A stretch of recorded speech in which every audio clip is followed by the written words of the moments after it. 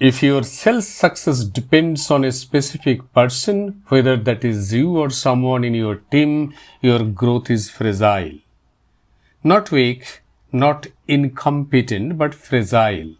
Because personality cannot be cloned and revenue that cannot be replicated cannot scale calmly.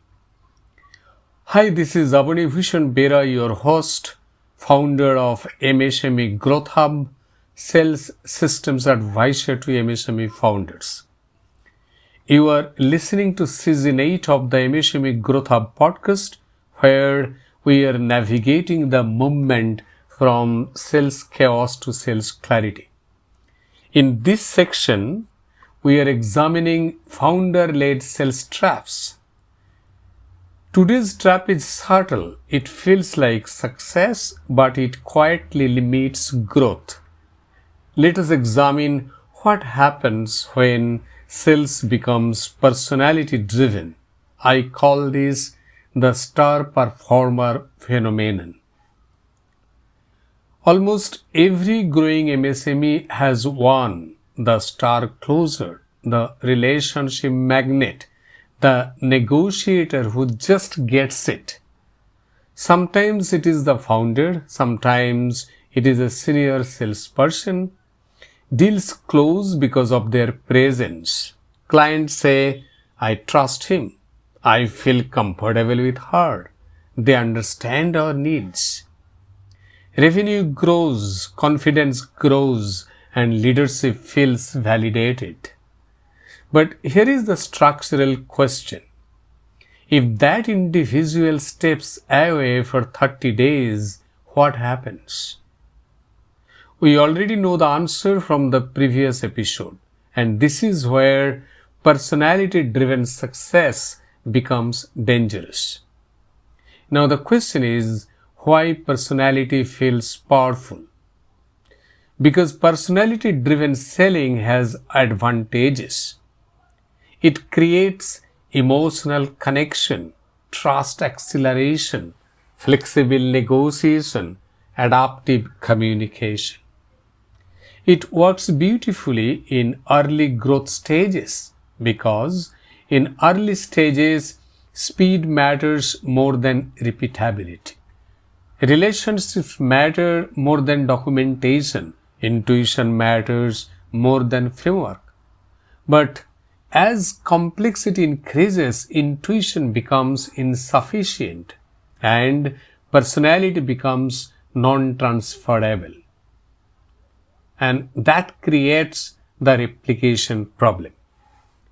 The core issue is replication. Can another team member close the same deal, negotiate the same objection, price with the same confidence, build the same trust? If the answer is no, then growth is limited by personality bandwidth. Bandwidth does not scale infinitely, but systems do. Now, this creates the psychological dependency loop. How? Here it is. Personality-driven sales creates two types of dependency. First is the internal dependency. The team believes only he can close this, only she can handle difficult clients. So they escalate prematurely. They avoid ownership. They build reliance instead of capability. Second is the external dependency. Clients believe we only deal with this person.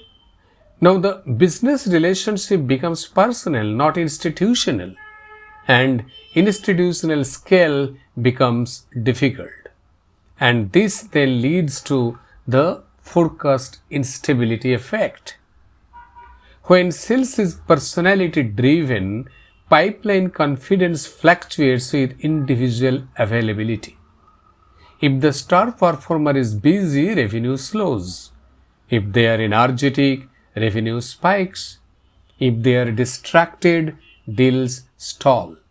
Forecasting becomes personality prediction, not process measurement. This creates stress at leadership level because planning depends on moods and presence. Now, here is the illusion of high performance. Personality-driven systems often show impressive short-term numbers, but they hide structural weakness. Because behind every high-performing individual, there is undocumented logic. Undocumented logic cannot be audited. It cannot be improved systematically. It cannot be trained. It cannot be scaled. It exists only in experience and instinct.